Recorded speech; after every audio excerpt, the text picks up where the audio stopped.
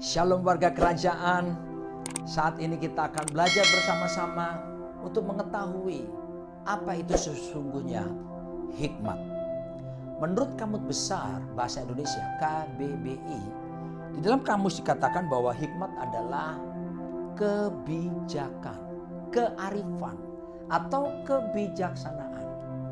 Penting sekali orang hidup memiliki yang disebut dengan kebijaksanaan. Karena kebijaksanaan adalah kemampuan untuk melihat hidup dari sudut pandang Tuhan, bukan sudut pandang kita manusia, dan kemudian mengetahui tindakan yang terbaik untuk diaplikasikan, dilakukannya. Dan hikmat bukan disebabkan karena kita memiliki pendidikan yang tinggi.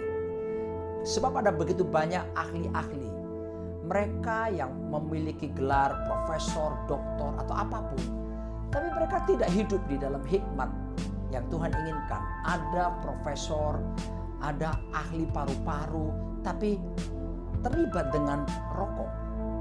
Ada dokter ahli penyakit dalam, tapi terlibat dengan alkohol, kecanduan.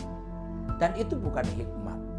Tetapi hikmat yang sejati bukan karena memiliki pendidikan yang tinggi, tapi karena pengenalan akan firman Tuhan. Firman Tuhan ya dan amin. Langit bumi akan berlalu, tetapi perkataanku tinggal tetap dan tidak akan mungkin berlalu. Saya akan mencoba memberikan akronim atau singkatan apa itu hikmat. Kita mulai dengan kata H. Dan ini diambil daripada kitab Yakobus, yaitu Yakobus pertama dan juga Yakobus pasal yang ketiga. Pertama, H. H adalah singkatan dari hasrat yang kuat. Bagaimana kita mau mendapatkan hikmat?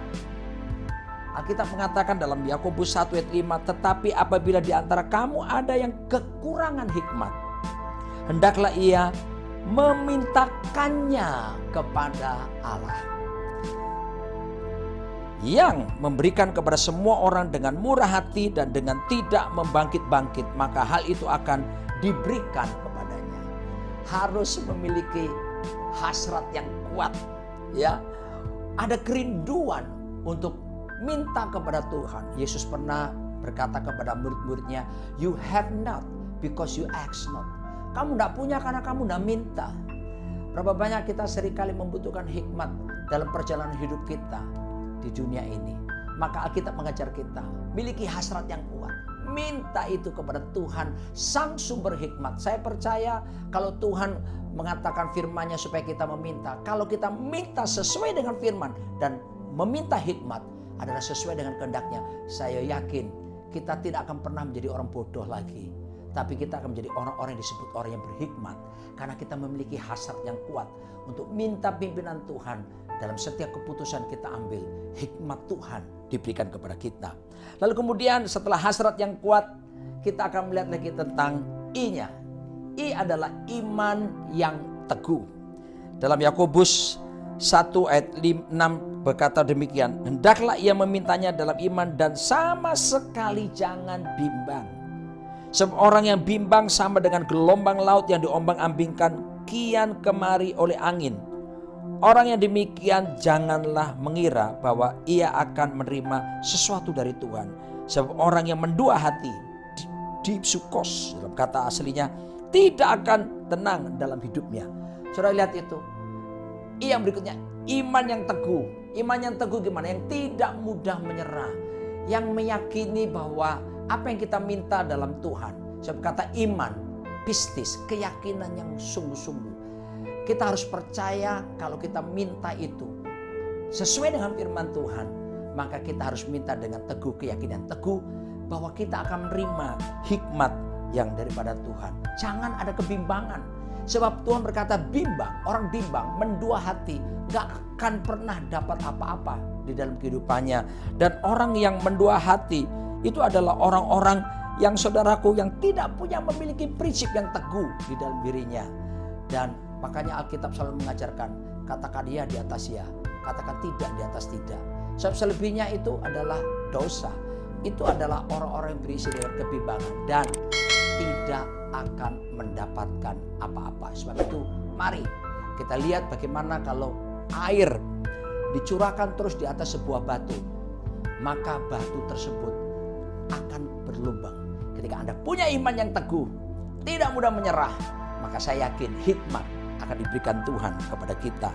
Lalu kemudian K-nya adalah kelemah lembutan. Dalam Yakobus 3:13 berkata, siapakah di antara kamu yang bijak dan berbudi? Baiklah ia dengan cara hidup yang baik menyatakan perbuatannya oleh hikmat yang lahir dari kelemah lembutan. Kelemah lembutan berbeda dengan lemah gemulai. Kelemah lembutan di sini mengandung pengertian tentang kerendahan hati. Tidak ada iri hati, tidak ada ego di dalam dirinya. Tetapi sepenuhnya dia mau merendahkan diri di hadapan Tuhan. Dan Alkitab menjanjikan ketika seorang merendahkan diri, justru Tuhan akan tinggikan dia. Dan ketika orang merendahkan diri, disitulah di mana doa kita akan dijawab, permintaan kita akan didengar oleh Tuhan. Mari, ini saatnya tanggalkan semua ego, tanggalkan semua kepentingan diri sendiri, dan kita mulai merendahkan diri, memohon hikmat. Dan itulah yang disebut ada kelemah lembutan di dalam diri kita. Lalu M-nya adalah murni di dalam ibadah. Dalam Yakobus 1:27, ibadah yang murni dan yang tak bercacat di hadapan Allah Bapa kita ialah mengunjungi yatim piatu dan janda-janda dalam kesusahan mereka, dan menjaga supaya dirinya sendiri tidak dicemarkan oleh dunia. Perhatikan baik-baik betapa murni ini penting. Ya, murni ini bicara dalam bahasa aslinya bicara tentang sesuatu yang clean, bersih, sesuatu yang clear, bahkan sesuatu yang jelas, saudaraku, jauh dari segala bentuk kepalsuan. Murni berbicara tentang keaslian. Dan Alkitab menjelaskan kitab Pemazmur, siapakah yang boleh naik ke gunung Tuhan dan boleh berdiri di tempatnya yang kudus, orang yang bersih tangan dan hatinya, dialah yang terima berkat dari Tuhan. Perhatikan, bersih tangan, murni hati. Dan kalau kita minta dalam kemurnian ibadah kita, mengunjungi yatim piatu, janda-janda dalam kesusahannya, dan menjauhkan dari pencemaran dunia, saya percaya kita akan menerima hikmat yang daripada Tuhan. Lalu A-nya apa itu? Alkitab. Kenapa? Sebab Yakobus 1:22 berkata, tetapi hendaklah kamu menjadi pelaku firman dan bukan hanya pendengar saja, sebab jika tidak demikian kamu menipu diri sendiri. Alkitab mengajarkan kita jadi pelaku-pelaku. Dan memang sebetulnya hikmat akan diberikan kepada kita apabila kita hidup mau mentaati, submit, tunduk kepada kebenaran firman Tuhan yang dinyatakan dalam hidup setiap kita. Itulah Alkitab. Langit bumi berlalu, perkataan Kristus firman tidak mungkin berlalu. Karena Alkitab firman itu yang kita dengar, iman kita dibangkitkan.